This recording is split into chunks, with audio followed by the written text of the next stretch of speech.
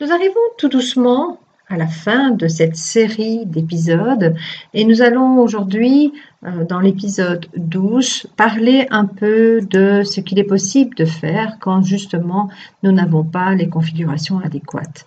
Alors à l'extérieur, je vous en ai déjà parlé, il est parfois possible de trouver de meilleurs animaux, soit une meilleure tortue ou un dragon, un tigre, en changeant de porte tout simplement.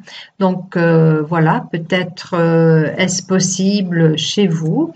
Maintenant, à l'intérieur, il est toujours possible de changer de chambre ou de changer la direction d'un lit ou l'emplacement d'un lit ou d'un bureau si vous y êtes souvent.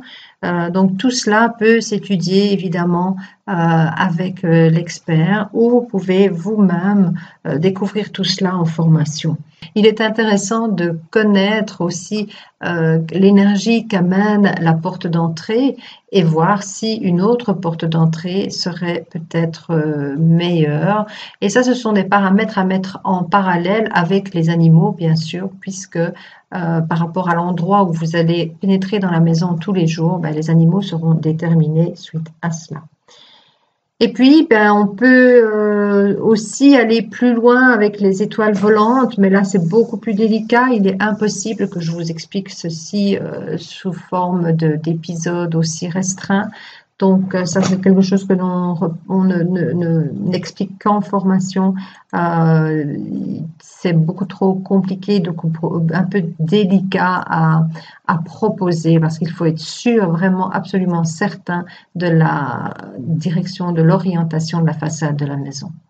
Alors, je vous ai dit au début que personnellement, j'avais connu des difficultés avant de faire cette formation Feng Shui traditionnelle.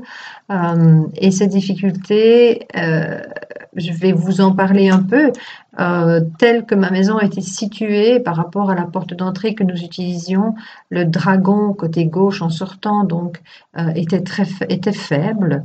Nous avions deux garages dans la maison, donc nous perdions deux espaces importants qui étaient Sheng Shi, donc prospérité, et Yan Yan relationnel.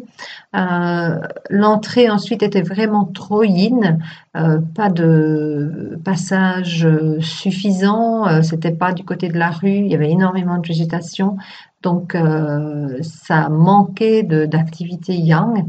Et puis, en 2004, lors du passage de période, nous avons donc eu cette énergie temporelle éteinte aussi, donc qui n'était plus activée. Donc, suite à tout cela, après une bonne analyse, nous nous sommes rendus compte qu'il serait bon de changer notre porte d'entrée et nous avons donc supprimé les garages.